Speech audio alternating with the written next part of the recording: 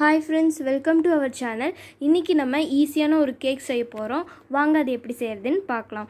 அதுக்கு 3 எக் எடுத்துகிட்டு நல்லா பீட் பண்ணிக்கோங்க. ஒரு 20 மினிட்ஸ் பீட் பண்ணிக்கோங்க. அது 100 கிராம் சர்க்கரை எடுத்துகிட்டு கொஞ்சம் கொஞ்சமாக சேர்த்து நல்லா பீட் பண்ணிக்கோங்க. அதுக்கப்புறம் அதே அளவு 100 கிராம் மைதா மாவு எடுத்துகிட்டு அதையும் நல்லா கலந்து வச்சுக்கோங்க. அதுக்கப்புறம் ஒரு பாத்திரத்தை எடுத்து ஆயில் அப்ளை பண்ணிவிட்டு பட்டர் ஷீட் போட்டு வச்சுக்கோங்க.